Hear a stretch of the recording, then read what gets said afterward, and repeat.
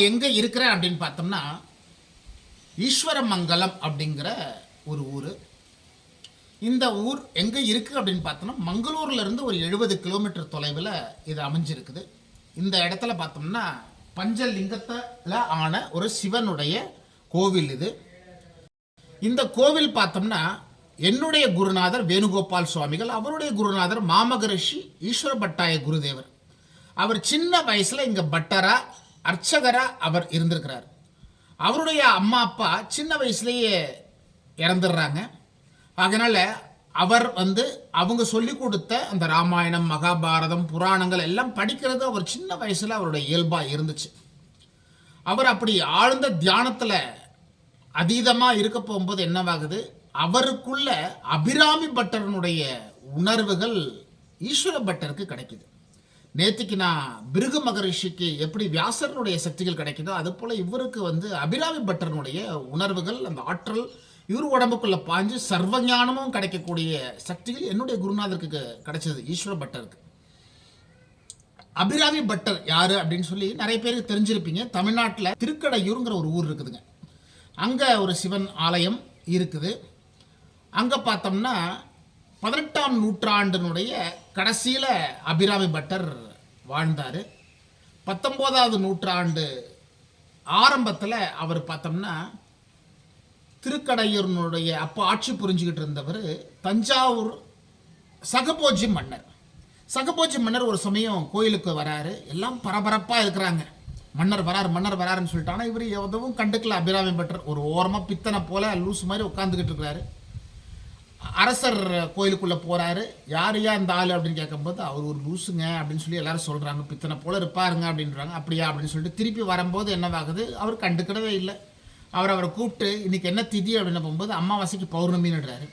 அப்படியாப்பா பௌர்ணமி வரல அப்படின்னாக்க இவரை கழுகேற்றிடுங்க அப்படின்னுறாங்க. விறகெல்லாம் போட்டு மேலே கயிறுலாம் போட்டு இவரை தொங்க விட்டுடுறாங்க. அப்போ கிட்டத்தட்ட 6 மணி ஆகுது, 6:30 மணி ஆகுது. எல்லாம் அக்கம் பக்கத்தில் இருக்க இந்த லூசுக்கு தேவையில்லாமல் பாரு வாயை கொடுத்து கெடுத்துக்கிச்சு போகுது அப்படிங்கிற நிலைகள் இருக்கிறாங்க. அப்போ என்னவாகுது, அவர் பாடல் பாடுறாரு. கிட்டத்தட்ட 100 பாடல்கள் பாடுறாரு. அந்த 100 பாடல்களில் சில பாடல்கள் பாடி முடித்த உடனே ஆக பிரபஞ்சத்திற்குடைய அந்த பேரருளுடைய அந்த மின் அணுக்களை ஆக நட்சத்திரங்கள்ல இருந்து வரக்கூடிய அந்த பேராற்றல்கள் இவருடைய வார்த்தைகள் ஒன்று இணைச்சி, இந்த எண்ணம், இந்த வார்த்தைகள், இந்த சொல், அந்த ஆற்றல் மிக்க சக்திகள் ஒன்று இணைச்சி என்ன பண்ணுது, ஆக ஒளி பிம்பமாக வானத்தில் தோன்றுது. ஆக எல்லாரும் ஆச்சரியப்படுறாங்க. அரசர் ஆக அபிராமி பட்டரை குருவாக ஏற்று அதன் வழியில் போனவர் தான் அபிராமி பட்டர். அவருடைய உணர்வுகள் மாமகரிஷி ஈஸ்வர பட்டாய குருதேவருக்கு கிடைச்சிது. கிட்டத்தட்ட ஒரு 1945-50 வாக்கில் அவர் இங்கிருந்து பெரும் சக்திகளோட ஞானத்தோட அவர் எப்படி அபிராமி பட்டருக்கு எவ்வளவு ஆற்றல் இருந்துச்சோ அந்த அளவுக்கு ஆற்றல், அதீத ஆற்றல் பெற்றவர் தான் மாமகரிஷி ஈஸ்வர பட்டாய குருதேவர். அவர் இங்கிருந்து பழனிக்கு வராரு. பழனியில் பற்பல அற்புதங்களை அங்கே செய்கிறத அன்றைய இருக்கக்கூடிய மக்கள் அவரை பார்க்குறாங்க. ஆக என்னுடைய குருநாதரை ஆட்கொள்கிறாரு ஈஸ்வர பட்டர்.